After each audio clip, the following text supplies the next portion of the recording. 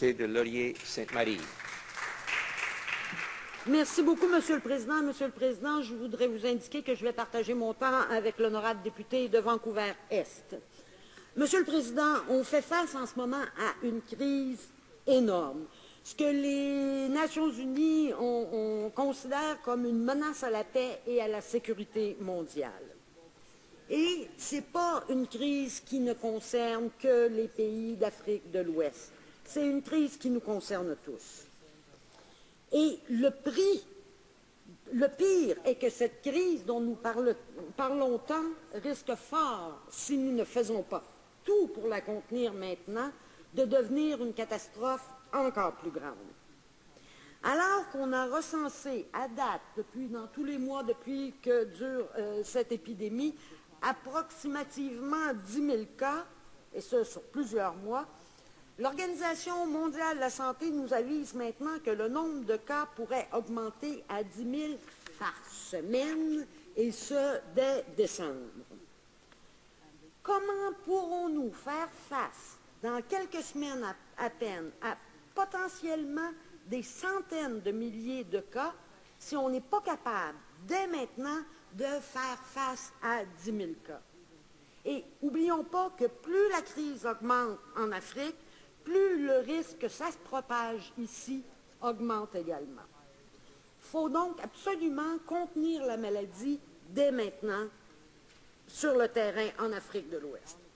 Mais pour ça, il faut y mettre les efforts nécessaires et malheureusement, ce n'est pas le cas. La réponse du Canada à date se définit par le trop peu, trop tard.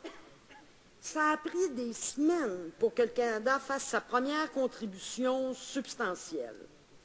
Pendant que la crise régnait et que les gens sur le terrain appelaient désespérément pour de l'équipement, l'Agence de santé du Canada, elle, continuait à vendre à prix dérisoire ce même équipement à des gens qui, quelques jours, quelques semaines plus tard, allaient le revendre à gros profit à l'Organisation mondiale de la santé. Et ça, même si le bureau du ministre du Développement international avait été avisé de la situation. Mr. Speaker, the Canadian response to the Ebola crisis, for me, it's a bit like you have a fire in your living room. You know, you have a fire about this big, and you say, oh, there's a fire. I'm going to put 3 drops of water.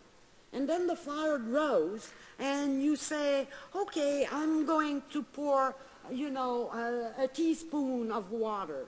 And the fire keeps on growing, and then finally you say, oh, maybe I should put, 3 or 2 cups of water on the fire. If it's not even, some people say, just close the door, And even then, even when we're starting to give a bit more seriously, much too late, it seems we can't do it right away or properly.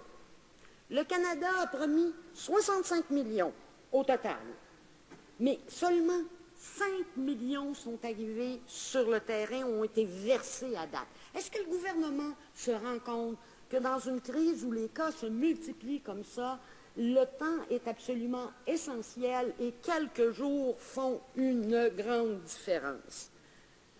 Le Canada a promis des vaccins, mais ça a pris un temps fou pour que les vaccins se rendent à destination. Et encore, les vaccins ne pourront pas être utilisés avant plusieurs mois.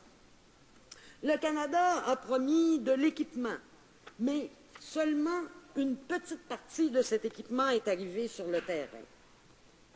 In fact, we see in this case the same mismanagement and failure to act swiftly that we have seen, unfortunately, in too many humanitarian crises. From Syria, for example, where we're still not receiving the refugees we've promised to welcome in Canada, or where urgent calls for equipment for the winter are answered in the spring, or to South Sudan and Central African Republic, where Canadian response has been lackluster, to say the least. And, of course, to Ebola, where it's too little, too late, always. Alors, que devrait faire le Canada, Monsieur le Président? Yeah, what should we do? On devrait suivre l'exemple d'autres pays qui, eux, ont décidé de prendre le taureau par les cornes, comme par exemple les États-Unis. Les États-Unis qui ont envoyé 3000 soldats, 11 hôpitaux de campagne, plus du personnel médical. Il faut contribuer plus aussi, évidemment, aux appels de l'Organisation mondiale de la santé et le faire, il faut que je le répète, Monsieur le Président, le faire de manière urgente. Pas dire on va vous donner un petit peu plus et puis le paiement se fait des semaines plus tard. C'est maintenant qu'il faut agir.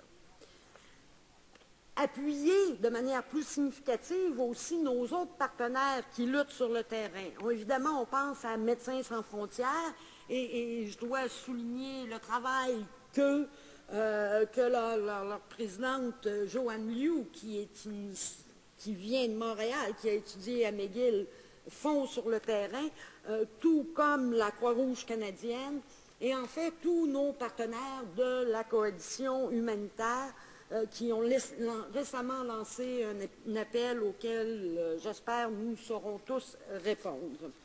Donc, il faut soutenir ces gens-là sur le terrain et ça inclut, Monsieur le Président, les écouter. Écouter ce qu'ils disent être leurs besoins. Une des choses qu'ils mentionnent, ces gens-là sur le terrain, c'est le déploiement de notre équipe d'intervention en cas de catastrophe, une équipe qui est formée aux risques biologiques et aux soins médicaux et qui peut compter sur le soutien logistique des forces armées. Je sais que le Premier ministre nous dit que cette équipe-là ne serait pas très appropriée dans ce contexte-là, mais les gens qui sont sur le terrain, qui sont en train de se battre contre l'Ebola, pensent que oui. Alors, moi, j'accorde beaucoup de foi à ce que ces gens-là disent. Il nous faut aussi, we also need to think long-term. We need to think building the health systems in those countries. We need to think about building resilience to threat in those countries.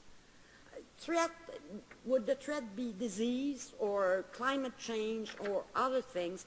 We need to work on this. And this includes good governance and democracy promotion.